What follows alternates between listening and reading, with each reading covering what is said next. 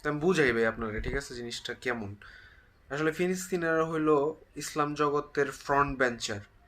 তাদের তারা আল্লাহর প্রত্যেকটা কথা অক্ষরে অক্ষরে পালন করে, পাঁচ ওয়াক্ত নামাজি ব্যক্তি তারা, ঠিক আছে।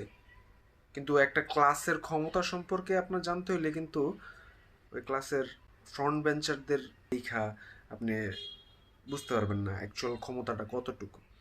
আপনার ব্যাক বেঞ্চারদের দিকে তাকাতে হবে। তো ব্যাক বেঞ্চার বর্তমান যুগে যদি হিসাব করেন, ইসলাম ধর্মের ব্যাক বেঞ্চার হলো এশিয়া মহাদেশে, যেমন Afghanistan, Pakistan, Bangladesh, even India. Back bencher কেন বলতেছি? কারণ আমরা এশিয়া মহাদেশে যে সকল মুসলমানরা বসবাস করে তাদের আল্লাহর প্রতি শ্রদ্ধা ভক্তিও আছে, মহানবী হজরত মোহাম্মদ সাল্লাহ আলাইসাল্লামের প্রতি বিশ্বাসও আছে এবং তার প্রতিও সম্মানও আছে।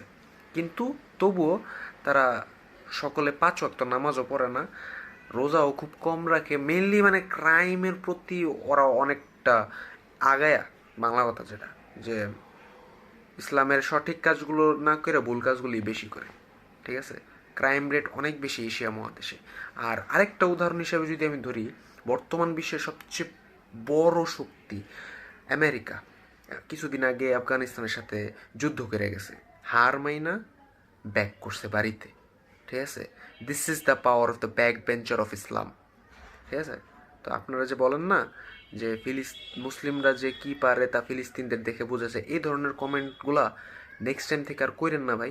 যদি সত্যিকার অর্থে মুসলমানদের ক্ষমতা সম্পর্কে জানতে চান, তাহলে নিজের কোনো পরিচিত ব্যক্তিদেরকে মুসলমানের সম্পর্কে বা ইসলাম সম্পর্কে কোনো কটূক্তি কইরা তার সাথে মারামারি করতে চান, দেখেন আপনার কি অবস্থাটা করে, ঠিক আছে।